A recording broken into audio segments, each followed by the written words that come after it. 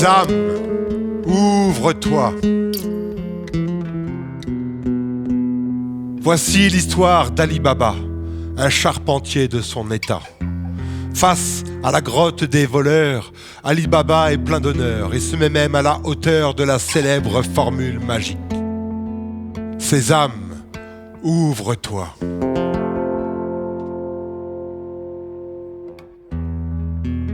La roche se déplace pour laisser place en lieu et place à un énorme trésor.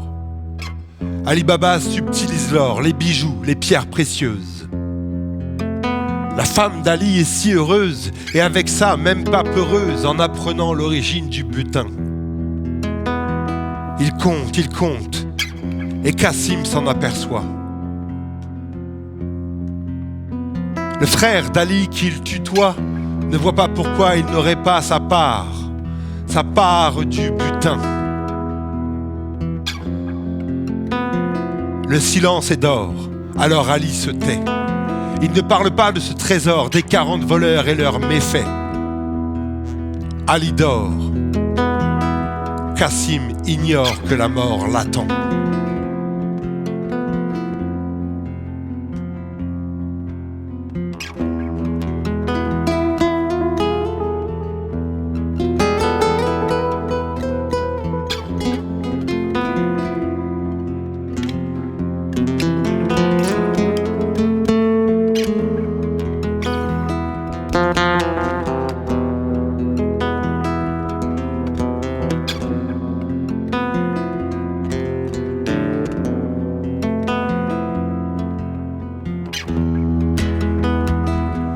Au fin fond de la caverne, Cassim perd ses mots, c'est pathétique.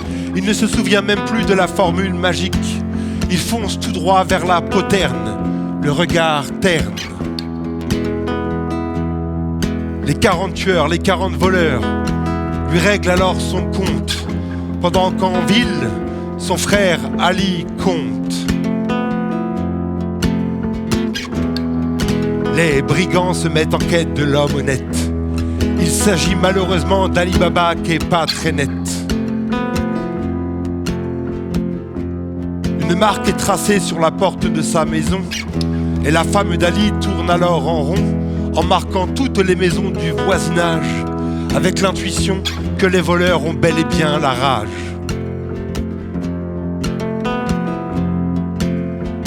Cette première fois, les voleurs ne parviennent pas à retrouver Ali Baba. Mais Fissa et le remède ça, les renégats viennent vendre de l'huile. Dans les jarres, je tue, il, tous les voleurs se cachent là.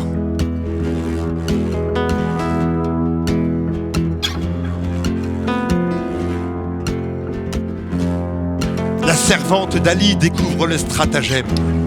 C'est la jeune fille que son jeune fils aime. Elle est bouillante, les 40 tueurs, elle est vraiment à la hauteur pour protéger la Smala.